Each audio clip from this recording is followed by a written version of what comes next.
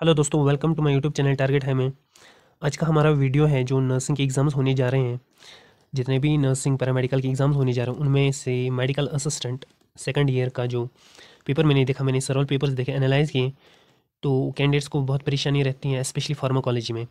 तो इन्हीं चीज़ों को एक्सप्लेन करेंगे। मुख्तसर तरीके से मैं इसको एक्सप्लेन करूँ, क्योंकि अगर इसे अच्छे से समझाने में बैठें तो बहुत ही लंबी वीडियोज़ जा सकती हैं इसमें। तो बिल्कुल एक आइडिया मैं दूंगा, थोड़ा सा एक्सप्लेन भी करूंगा, आप उसे देखें। सबसे पहले आप जो आपको जानना है ना, तो ये देखें, ये यहाँ पे बता रहे हैं कि आपको इन नीचे दिए गए 20 क्वेश्चंस में सिर्फ अटैम्प्ट नहीं 10 करने हैं, 10 ही क्वेश्चंस आपको अटैम्प्ट करने हैं। तो 5 मार्क्स हर एक आपके क्वेश्चन पे हैं।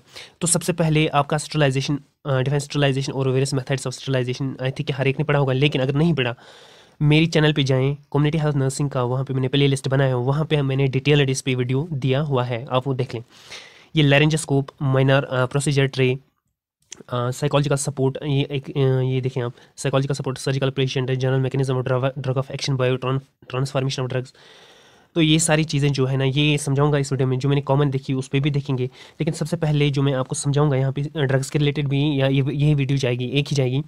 सबसे पहले हम जाएंगे, ये जो है ना आपका लैरेंजोस्कोप या आपका साइकोलॉजिकल ड्रग। तो मैंने जो एनालाइज़ किया, आपके पेपर में 3 चीज़ें ज़्यादातर आती हैं।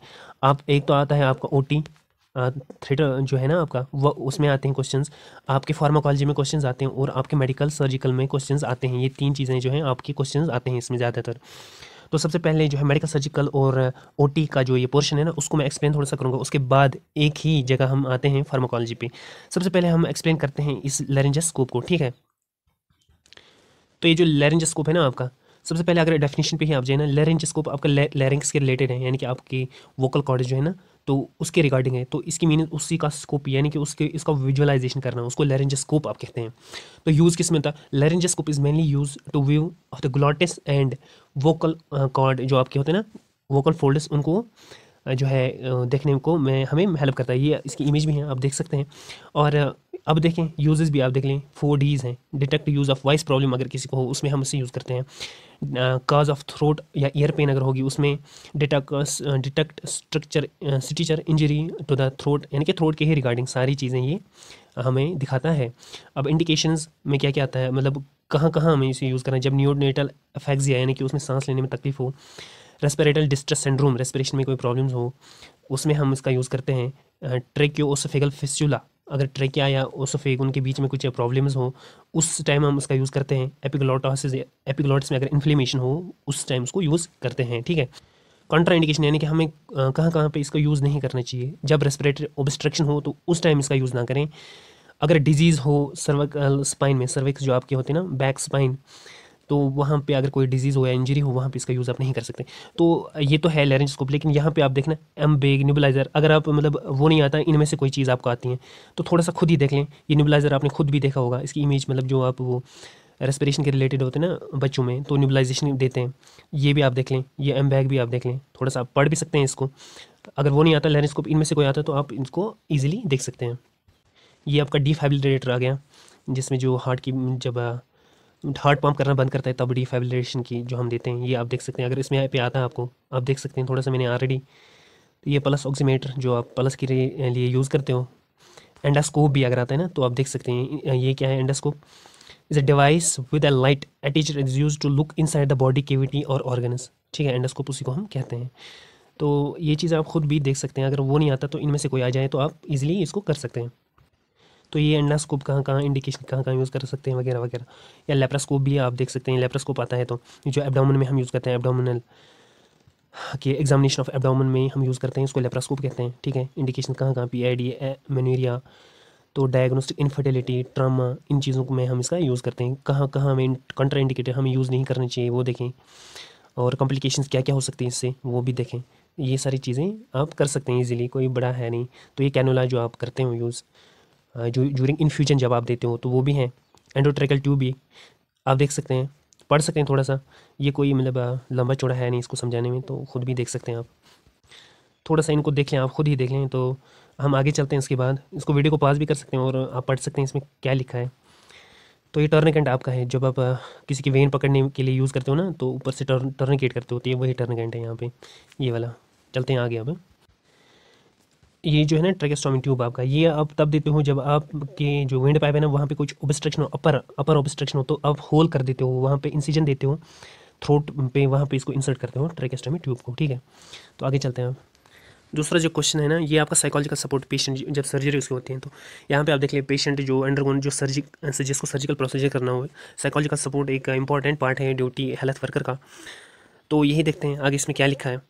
चलते हैं देखते हैं इसमें क्या है। तो यहाँ पे आप देखें, तो साइकोलॉजिकल सपोर्ट आपको तभी देना है जब एक फिजिशियन डायग्नोस करें एक पेशेंट को और डिसाइड करें कि उसे ऑपरेशन ज़रूरी है, तो तब जाके आपको साइकोलॉजिकल सपोर्ट उसे देना है, नेसेसरी उसी टाइम आप दें। तो जो भी आपके फिजिशियन या सर्जिकल स्टाफ है उनको वो जो है ना वो उनको ये चीज़ें एक्सप्लेन करें, क्या क्या चीज़ करें एक्सप्लेन कि हमारा जो है ना व्हाट इज़ प्रोसीजर हमारा क्या है, हम किस तरह का प्रोसीजर करने वाले हैं, तो वाई इट इज़ मस्ट, हमें ये प्रोसीजर करने की ज़रूरत क्या है, हमें क्यों इसकी ज़रूरत पड़ी, वो भी समझाएं। What is the probably outcome, अगर हम इस प्रोसीजर को करते हैं तो इससे क्या नतीजे हमें मिलते हैं, कितना अच्छा पॉसिबिलिटीज़ वो आप उसे बताएं। अगर वो सर्जरी हम नहीं करते तो क्या पॉसिबिलिटीज़ हो सकती हैं, कॉम्प्लिकेशंस हो सकती हैं, डेथ वगैरह, वो आप एक्सप्लेन कर सकते हो। तो ड्यूरेशन ऑफ हॉस्पिटलाइजेशन, कितने टाइम आप हॉस्पिटल में रह सकते हो, कॉस्ट ऑफ सर्जरी, ये सारी चीज़ें आप उसको बता सकते हो। तो जो आपका सर्जिकल असिस्टेंट होता है ना वो भी पेशेंट को साइकोलॉजिकल मतलब सपोर्ट अच्छे से कर सकता है। तो फ्री टाइम में वो उसे देख सकता है, जा सकता है उसके पेशेंट के पास जा सकता है, तो पेशेंट को कह सकता है आपके पास कोई डाउट्स हैं तो वो सारे डाउट्स उसे क्लियर करें, उनका आंसर उसे दें, उसकी तरफ सिंपैथी शो करें, हमदर्दी उसकी तरफ पेशेंट की तरफ शो करें, और उन्हें कहें कि आउटकम्स जो है अच्छे आने वाले हैं इससे, तो एक हिम्मत दें, उन्हें साइकोलॉजिकल सपोर्ट प्रोवाइड करें।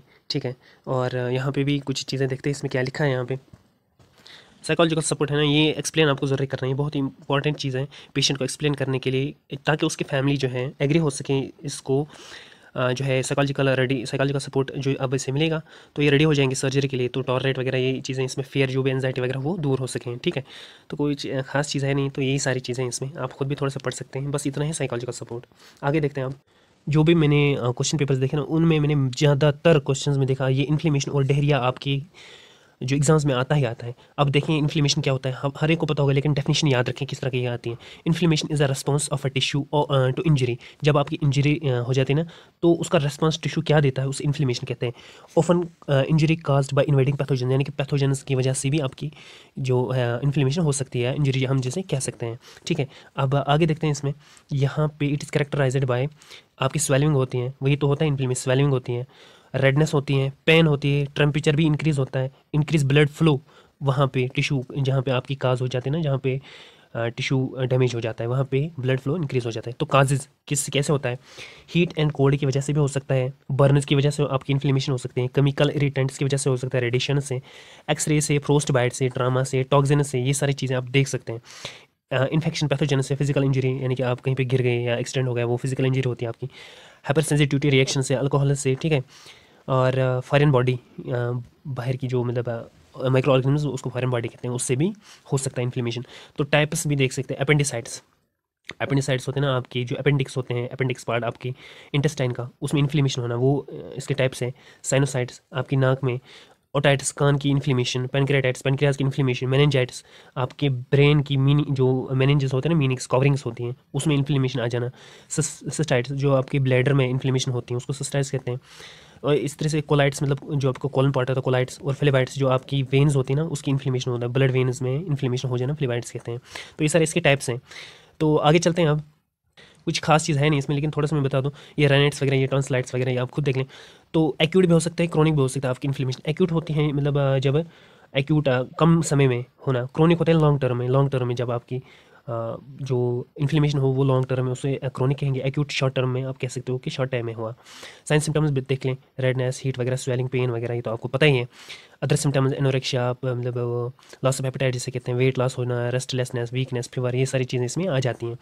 अब यहाँ पे आप देख सकते हैं थोड़ा सा इन नहीं दिया है, ट्रीटमेंट भी किस तरह से आप कर सकते हैं। आप एंटी इन्फ्लेमेटरी ड्रग्स नसीड्स दे सकते हैं, एंटी इन्फ्लेमेटरी एजेंट्स जैसे कॉर्टिकोस्टेरॉइड्स दे सकते हैं, डेक्सामेथासोन वगैरह वगैरह चीज़ें कर सकते हैं।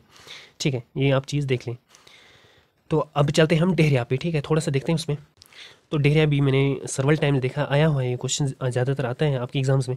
तो देखते हैं थोड़ा सा, इवेकेशन ऑफ लिक्विड और waterless to frequently known as diarrhoea, जो आपकी मतलब ज़्यादातर लिक्विड फॉर्म में इवेक्वेशन होती है ना, वाटरलेस स्टूल मतलब वाटरली स्टूल हो, उसी की इवेक्वेशन होना, उसे हम डायरिया कहते हैं। टाइप्स इसके एक्यूट क्रॉनिक हो सकता है, एक्यूट मतलब शॉर्ट टर्म, क्रॉनिक आपके लॉन्ग टर्म में रहता है। तो यहाँ पे काजेज़ भी देख लें, खुद देख लें। इंडाइजेशन अगर आपकी होगी तो वो चीज़ें होती हैं। ओवर फीडिंग से हो सकता है, फूड एलर्जी से हो सकता है, फूड पॉइजनिंग से हो सकता है, स्टारवेशन मीन्स की फाका कशी जिसे आप कहते हैं, तो केमिकल इरिटेंट्स जैसे मरकरी, इनसे भी चीज़ें हो सकती हैं। अब इन्फेक्टिव ये मतलब बैक्टीरिया की वजह से भी हो सकता है, जैसे ई कोलाई हो गया, वायरल की वजह से भी हो सकता है, एंट्रोवायरस, ठीक है, मीजल्स वायरस, इनसे भी ये चीज़ें हो सकती हैं, ठीक है। फंगल भी देख लें तो, और पैरासिटिक यानी कि बैक्टीरियल भी हो सकता है, वायरल भी हो सकता है, फंगल भी हो सकता है, पैरासिटिक भी हो सकता है। तो यहाँ पे क्या पैराइटल, यूटीआई, आरटीआई यानी कि यूरिनरी ट्रैक्ट इन्फेक्शन से भी हो सकता है, या आरटीआई रेस्पिरेटरी ट्रैक्ट इन्फेक्शन की वजह से भी हो सकता है। अच्छा, ड्रग्स क्या क्या हम यूज़ कर सकते हैं, एम्पिसिलिन एंड अदर एंटीबायोटिक्स और नॉन स्पेसिफिक फैक्टर्स। एक सेकंड, ये सारे आपके काजेज़ में ही आते हैं, मतलब ड्रग्स की वजह से भी हो सकता है, एम्पिसिलिन, अदर एंटीबायोटिक्स, उनसे भी आपकी डायरिया हो सकती है। Non specific factors, tension stress लेने से भी आपकी डायरिया हो सकते हैं। कंजेनिटल फैक्टर्स यानी कि जो आपकी हेरिडिटी फैक्टर्स भी हो सकते हैं, जैसे ये वाले डिजीज़, ठीक है। तो मैनिफेस्ट साइन सिम्टम्स देखते हैं। साइन सिम्टम्स देखें, आप खुद देखें, ऑनसेट कब होगा, ऑनसेट या अगर इमीडिएट ऑनसेट होता है या सडन होता है, ग्रेजुअली वगैरह वगैरह। तो 2 to 5 times in a day, या माइल्ड में अगर मॉडरेट होगा 10 to 12 टाइम्स ए डे हो सकता है आपका। सीवियर में आपके मोर देन 12 टाइम्स आ जाएँ। तो ये साइन सिम्टम्स भी देख लें क्या है। फीवर, इरिटेबिलिटी, एनोरेक्सिया, वोमिटिंग, तो इसमें high fever, vomiting, severe dehydration severe cases में होती हैं, ठीक है।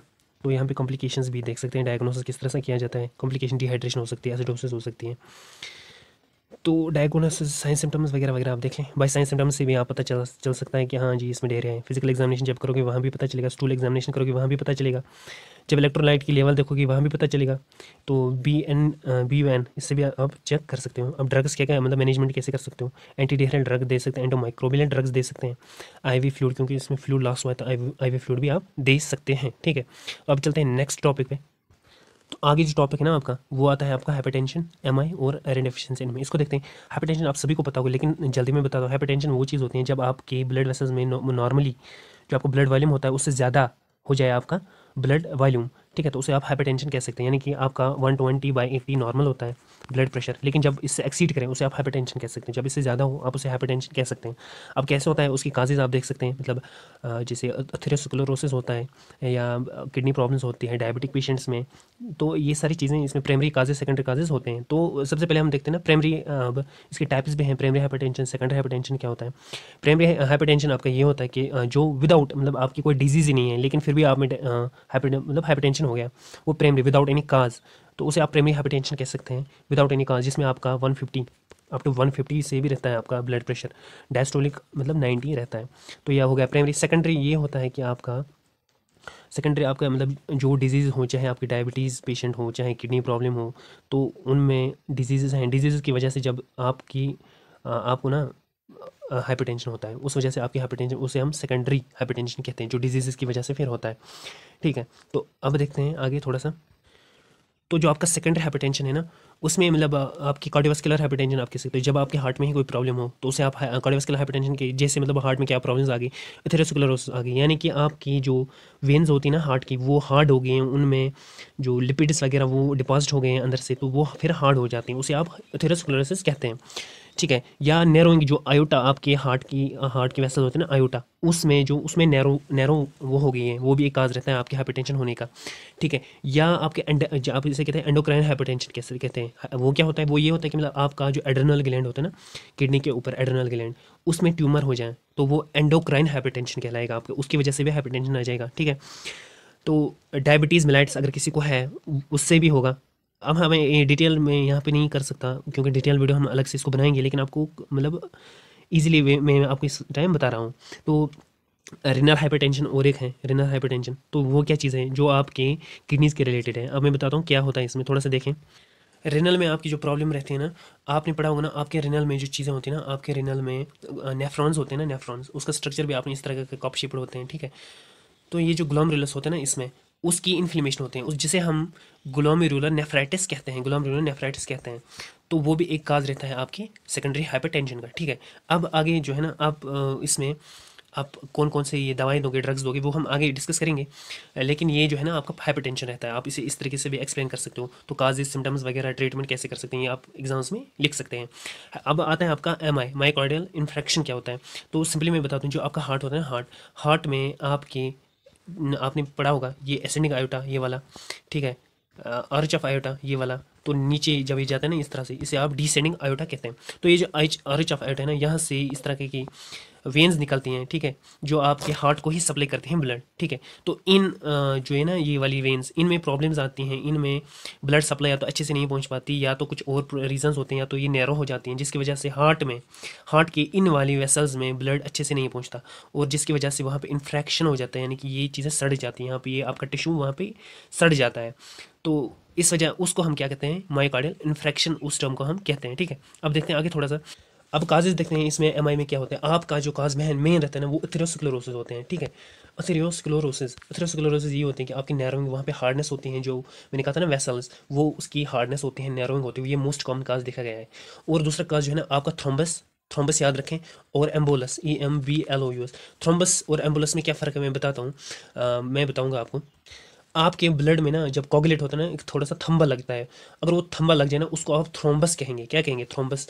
जब वो कोगुलेट हो जाए, तो अगर वो ब्लड में ही अंदर जाता है ना, कहीं पे वो अटक गया किसी आर्टरी में, तो उसकी वजह से हो सकता है, ठीक है, तो उसके थ्रोम्बस कहते हैं। तो एम्बोलस उसी को कहते हैं जब ये थ्रोम्बस मूवमेंट करे ना एक जगह से दूसरी जगह, ये मतलब यहाँ पे था लेकिन ब्लड सर्कुलेशन की वजह से आपकी दूसरी आर्टरी में गया, उसको हम एम्बोलस कहते हैं। तो इन चीज़ों की वजह से क्या होता है, आपका एमआई हो जाता है। अब सिंपली सी बात, इसका ट्रीटमेंट आप कैसे कर सकते हो? आप इन थ्रोम्बोलिटिक्स को आप दोगे, देखिए आप सिम्टम्स में ही आप देख सकते आप ट्रीटमेंट क्या दे सकते हो।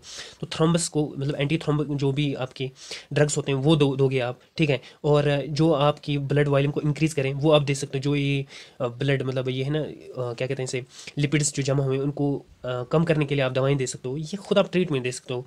अब इसमें साइन सिम्टम्स क्या आते हैं वो देखते हैं। साइन सिम्टम्स आपकी जो आते हैं ना इसमें, वही आ गया टेकिकार्डिया, यानी कि आपकी हार्ट रेट इंक्रीज हो जाना। पेन होती है, पेन जिसे आप एंजीनिया पेक्टोरिस कहते हैं, उस पेन होती है क्योंकि वहाँ पे जो है ब्लड सप्लाई रेस्ट्रिक्ट हो जाती है आपकी, इस वजह से पेन होती है, जिसे आप एंजीनिया पेक्टोरिस कहते हैं। आपके फेस पे कलर चेंज, जैसे पेल कलर हो जाता है, नौशा वोमिटिंग, तो वो है ही, फीवर वगैरह आता है। अब डायग्नोस कैसे करोगे? ईसीजी से कर सकते हो, ईसीजी में आपको पता चलेगा, ठीक है। वहाँ पे और एक कुछ टेस्ट, इको टेस्ट करोगे, ECHO इको टेस्ट भी कर सकते हो इसको कंफर्मेशन करने के लिए। आप सर्म टेस्ट भी कर सकते हैं, ब्लड सैंपल ले सकते हो, जिसमें आप ट्रोफोनिन लेवल चेक कर सकते हो। अगर वो इंक्रीज होती हैं तो आप कंफर्मेशन होते हैं कि इसमें एमआई हो गया है। तो ट्रीटमेंट क्या दे सकते हो आप? प्रोपेनॉल आप दे सकते हो, बीटा ब्लॉकर जैसे आप कहते हैं, ठीक है, जिसमें आपकी हार्ट की पंपिंग ज़्यादा होती है ना, वो थोड़ी सी कम हो जाए, तो प्रोपेनॉल दे सकते हो। कैल्शियम ब्लॉकर्स दे सकते हो, थ्रोम्बोलिटिक्स दे सकते हो, जो जिसमें थ्रोम्बोलिटिक्स मैंने कहा था ना, जो थ्रोम्बस को लाइसिस करे, ब्रेक डाउन करें, तो वो स्ट्रेप्टोकाइसिन आपका आता है, स्ट्रेप्टोकाइसिन, ठीक है। तो ये सारी चीज़ें आप इसमें दे सकते हैं। अब आगे देखते हैं नेक्स्ट टॉपिक जो है ना आपका, आयरन डेफिशिएंसी, एनीमिया। सबसे पहले एनीमिया देखते हैं, आप इसको इस तरह से भी डिफाइन वहाँ पे कर सकते हो। एनीमिया एक ब्लड डिसऑर्डर है जिसमें रिडक्शन ऑफ आरबीसी का काउंट और एचबी कंटेंट आपका कम हो जाता है, उसे आप क्या कहते हैं? एनीमिया कहेंगे, ठीक है। जो एनीमिया होता है ना, एनीमिया की वजह से जो आपकी चीज़ें होती है ना, वो आपका मीन कॉर्बॉक्सल MCV, मीन कॉर्बॉक्सल वॉल्यूम जो आरबीसीज में होता है वो कम होता है, और MCHC जिसे आप मीन कॉर्बॉक्सल हीमोग्लोबिन कंसनट्रेशन कहते हैं, वो कम हो जाता है, जिसकी वजह से आपकी आरबीसीज जो है ना, या एचबी कंटेंट वो कम हो जाता है इन दो चीज़ों की वजह से, ठीक है। अब काजेज़ क्या है आपको पता है, जेनेटिक काजेज़ भी हो सकते हैं, या आप आरबीसी फॉर्मेशन अच्छे से नहीं हो सकती, या आपके स्टेम सेल्स में कुछ प्रॉब्लम्स होते हैं जिसकी वजह से अच्छे से ब्लड नहीं फॉर्मेशन उसकी हो रही है, ठीक है। तो क्लासिफिकेशन आप देखते हैं, इटियोलॉजिकल टाइप और इसमें मॉर्फोलॉजिकल टाइप दो टाइप्स होते हैं इसमें। जो आपके मॉर्फोलॉजिकल क्लासिफिकेशन आते हैं ना, मॉर्फोलॉजिकल में, तो वहाँ पे आपको नॉर्मोसाइटिक, याद रखें, नॉर्मोक्रोमिक, ये टाइप ऑफ जो एनीमिया है ना, इसमें आपकी नॉर्मल जो आपकी कलर भी नॉर्मल होता है आपका। क्रोमिक मीन्स कि आपका कलर नॉर्मल है, और साइटिक मीन्स आपका सेल जो है ना उसका साइज भी नॉर्मल है। बट क्या होता है कि आपका नंबर, जो आरबीसीज होते हैं ना, नंबर उनका आरबीसीज का नंबर कम होता है, ये एक टाइप है इसमें। दूसरा टाइप जो है ना आपको मैक्रो MACRO, ये मैक्रो है, ठीक है। मैक्रोसाइटिक हो गया सेल, हाइपोक्रोमिक यानी कि हाइपो कम, कलर कम है इसमें, मगर सेल्स जो है ना इसका साइज बड़ा है। मैक्रोसाइटिक सेल का साइज बड़ा है, और जो इसमें कलर है ना सेल्स का वो हाइपो है, कम है, ठीक है, वो एक टाइप है। और तीसरा जो है ना, तीसरा टाइप वो आपका माइक्रोसाइटिक आता है, माइक्रोसाइटिक हाइपोक्रोमिक, यानी कि जिसमें सेल साइज आपका की छोटी हो, और हाइपोक्रोमिक यानी कि सेल का कलर जो है कम है, हाइपोक्रोमिक है, ठीक है। अब देखते हैं आगे। अब दूसरा आपका इटियोलॉजिकल क्लासिफिकेशन टाइप्स में आता है, इटियोलॉजिकल, ठीक है। उसमें आपका हेमोरेज, अगर ब्लड लॉस हो जाता है ना, उसकी वजह से आपको ये होता है एनीमिया। अगर हीमोलाइटिक एनीमिया, यानी कि सेल्स की डिस्ट्रक्शन हो जाती हैं, जो आरबीसी है ना उसकी डिस्ट्रक्शन की कुछ वजह से होती हैं, उसकी वजह से एनीमिया हो सकता है हीमोलाइटिक। तो न्यूट्रिशन डेफिशिएंसी की वजह से, जिस तरह से आपका न्यूट्रिशन आयरन डेफिशिएंसी हो गया आपका, आयरन की वजह से भी ना एक्चुअली आरबीसीज मैच्योर हो जाती हैं, उनको आयरन की ज़रूरत होती है, वो मैच्योर तभी होती हैं जब इनको आयरन सफिशेंट अमाउंट में, अगर कम होता है ना आपका आयरन, तो ये सेल्स एक्चुअली इंक्रीज साइज़ में ही रहती हैं, ये बड़ी नहीं होती, जिसे आप मैक्रोसाइटिक कहते हैं। तो ये आयरन डेफिशिएंसी की वजह से भी हो सकता है, जिसे आप न्यूट्रिशन डेफिशिएंसी एनीमिया भी कह सकते हैं। एप्लास्टिक एनीमिया आपका हो गया जब आपकी स्टेम सेल्स जो है ना, stem cells, blood cells, stem जहाँ से आपका ब्लड फॉर्मेशन होता है, स्टेम सेल्स, तो वहाँ पे कुछ प्रॉब्लम्स हो, तो वो भी आपकी काजेज़ बनते हैं आपके एनीमिया में। ये मोस्ट इंपॉर्टेंट टॉपिक्स मैंने ज़्यादातर देखे आए हुए हैं, जिस तरह से मैंने आपको समझाया ना, इसी तरह से वहाँ लिखें, बाकी आपको घबराने की ज़रूरत नहीं। शायद ये लंबा वीडियो हो गया, दूसरा वीडियो में फार्माकोलॉजी पर एक ही लेक्चर आपको दूंगा, इन सारे क्लासिफिकेशन ड्रग्स किस तरह से आप करें। तो अभी देखता हूँ मैं, हो गया है जनाब ये वाला।